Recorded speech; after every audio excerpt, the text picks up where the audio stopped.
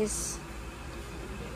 Ito si Mayumi ngayon. Magto 2 months na si Mayumi ngayong 16 ng March. So nakikita nyo, ayaw ni Mayumi na matulog sa loob ng opisina na may aircon. Hindi po siya nakakatulog doon. So dito, pag nilagay ko siya dito na electric fan lang, tapos mainit at warm, ang taas ng tulog niya, umaabot ng 3 hours minsan bago siya gumigising. So, eto kakatulog niya lang guys. Nag-breastfeed ako. Sarap na ulit ng tulog niya. So, grabe yung pahinga niya dito sa labas. Kaysa kapag nasa loob. Sa bahay, nagsimula na rin akong magpatay ng aircon para kay Mayumi. So, tinatakpan ko lang siya para medyo madilim. So, ganyan lang yung ginagawa ko. Pero nilalagyan ko lang dito ng opening. Ayan. At ito po yung setup ng aking trabaho dito sa labas. Meron pa tayong pawalis dito. Tanggalin natin yan. Hindi ko alam bakit may walis dyan. Minsan hindi naaabot yung mga stock. So dito tayo setup natin para mabantayan ko si Mayumi. Kung hindi sa loob, dito ako sa labas nagtatrabaho. So eto guys, mga order na to na mga nabili na to ng mga sleepwear. Ang dami-dami pong nag-message sa akin para bumili. Maraming salamat sa tiwala ninyo. Ayan, nagkaroon na ako ng mga ganito. Minomodel ko po yan para makita ng tao kung ano yung mga ginagamit ko. At makita nila na maganda siya sa totoo, sa personal. Ayan. So pinamamodel ko na siya guys. Para at least may imagine ng tao, iba pa din pagsuot natin mismo yung ating para naman sa outfitan natin ngayong umaga, ngayong araw. Ito po ang aking suot. Yung outfit na hindi pinag-isipan. Ayan. Maraming salamat sa Mine and Yours Ukay Philippines sa aking damit. Ilagay ko po dito sa gilid ang kanilang Facebook page.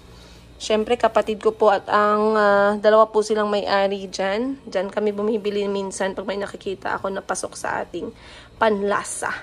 Ayan. Wag po kayong mag-alala, baka sabihin niyo, grabe si madam, oh. Parang galing sa Saudi, oh. Oh. Para ako nagtrabaho sa Saudi ng 20 years, pagbalik ko, kaliwat kanan na yung aking alahas. For the model lang yan, guys, para makita. Kanina kasi nag-live selling po ako. Ayan. So, ganyan yung damit ko. Pinasukan ko lang siya ng t-shirt sa loob para at least mabilis pa rin ako makapag-breastfeed. Nag-partner lang ako ng aking white na sneakers. Ayan. Shoutout nga pala. Mag-shoutout tayo sa Meraki Salon and Spa Jensen kay Ma'am Presi. Maraming salamat sa pagpapaganda at pag-convert sa akin na maging tao tayo. For the first time since bumalik ako ng Africa. Syempre, normal lang naman minsan nalaspag tayo guys. Sa dami ba naman ang challenge sa buhay. Pero at least, basta meron tayong mga kapatid, ayun, na nagpapautang sa atin. Mag-hi ka naman dyan, madam. Na nagpapautang sa atin, walang hindi kakayanin ang kanyang credit card. Ayun. So, okay lang. At least pumayag siya ng 10 gives, diba? So, sa mga nagtatanong saan po ako nagpaayos, dito lang sa may General Santos City, Meraki Salon and Spa. Anong nga branch yan?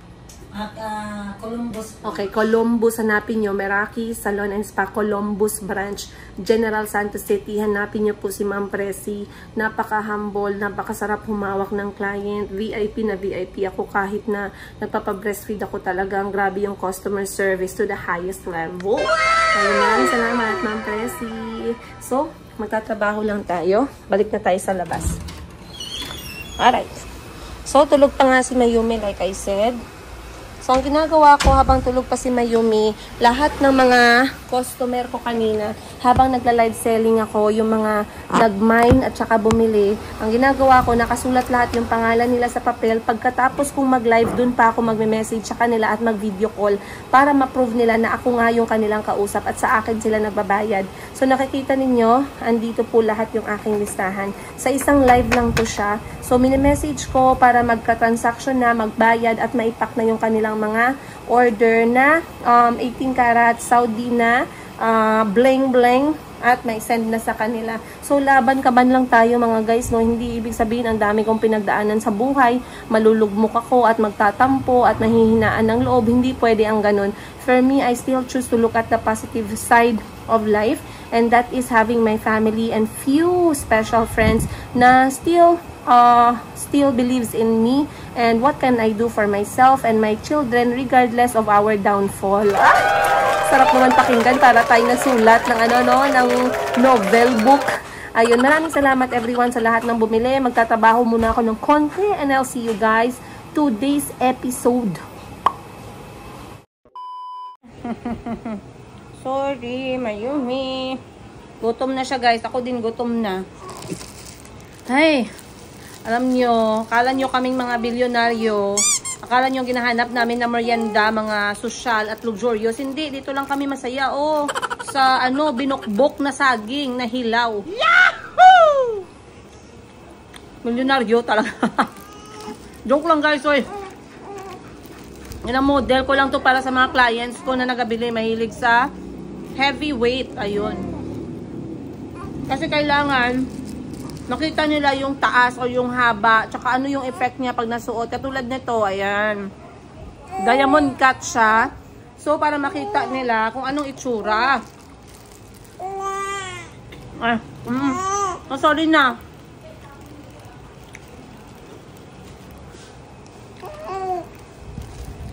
Wait lang.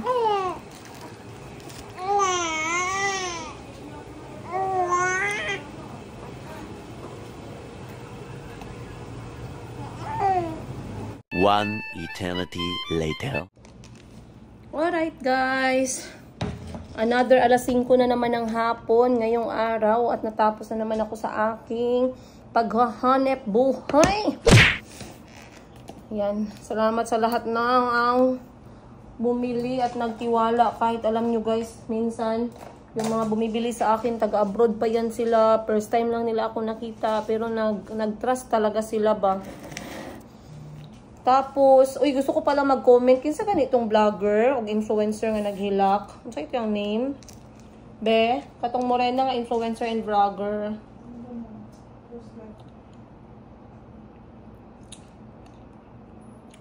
Okay, hindi ko na lang i-mention ang ang name niya. Pero kung makita nyo yan na magdaan sa wall ninyo, merong isang influencer at vlogger na Black Beauty or morena. So, umiyak talaga siya guys. Nag-vlog siya, umiiyak siya. Bakit siya umiiyak? Kasi she's hurt. She's emotional about sa comments ng mga social media. So, nung nakita ko yung video niya, gusto ko lang mag-comment kasi somehow I can relate. And I know it's not only happening to us vloggers, but also it happens to other people. In fact, sa atin lahat. Pero we always have a different way of handling our pain and handling the comments of people around us.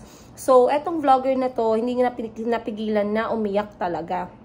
Kasi sabi niya dun sa kanyang video na napanood ko, she's really hurt kasi sobra daw mang bash yung mga tao. Very hateful, very painful na mga messages yung binibigay sa kanya. So, she was saying in her video, habang umiiyak siya, na sana people should be more sensitive about what they say. Kasi, she can also feel pain. Sometimes kasi yung mga tao sa paligid natin, o may mga tao kasi talaga na grabe silang magbigay ng mga words na masasakit. Not thinking na yung sinasabihan nila is also a person. So, somehow you can say na humanity doesn't exist. Kasi people can get so insensitive. Meron kasing ibang mga tao na they are very strong. Let's say for me, I have never cried. I'm not being proud or tawag nito or nagpapahambog na kaya ko. Pero iba-iba tayo ng pag-handle ng pain. Iba-iba tayo ng pag-handle ng situation. So for me, I can say na sa lahat ng napagdaanan ko sa buhay ko, sa lahat ng mga narinig ko, nabasa ko, mismong na-experience ko, yung mga nababasa ko minsan ng mga hateful, bashing, and mga painful messages, it never came to a point na umiyak ako. Kasi I can feel na parang naintindihan ko na. I am at the point of my life where wala na akong kailangang i-prove kahit kanino. Wala akong kailangang i-prove sa kahit kanino kasi alam ko where I stand. Alam ko na lahat ng binibigay at pinoprovide ko sa mga mahal ko sa buhay, lalo-lalo na sa mga anak ko, are fruits of hard work. So somehow, I am very, very confident on my own. I'm confident alone. I'm confident on my own skin. And yes, it can be painful. Pero sa akin kasi iba eh. Lumalabas eh. I have a very good outlet. I know how to not dwell on those negative comments. So, naawa ako sa kanya kasi nga umabot sa point na umiiyak siya, nasaktan siya kasi sobrang sakit ng mga sinasabi ng tao sa kanya. Ang mga comments nila are somehow too much na umabot sa point na umiyak siya. So, she was just sending this message na let's be careful and sensitive about what we say kasi tao lang din siya nasasaktan. Okay? Kahit sino naman sa atin, ganun yung sasabihin. Alright? And instead of, she was saying in her message na instead of saying painful words or pulling each other down, why don't we lift each other up? Why don't we support each other? Kasi pare-pareho naman tayong babae, pare-pareho naman daw tayong influencer, pare-pareho naman tayong mga entrepreneur or businesswoman. Why don't we support and pull each other up? Ganun yung message niya. So I really felt for her and I can truly understand. I really, really do. So once again, you guys, ang gandang message nung napanood ko na yon. I will not say her name. You can, I'm sure napanood nyo rin yung kanyang vlog dumaan sa wall ninyo. But naga-business din yan siya, guys, and she was also bashed by others. Ayun lang. So natapos na ako ngayon dito, ako'y nagpa-pack up na ako ng gamit ko. Kasi ako, guys, ako din yung boss, ako na din yung assistant, ako na din yung alalay, ako na din lahat. Wala tayong pangbayad ng sweldo sa mga extra stuff.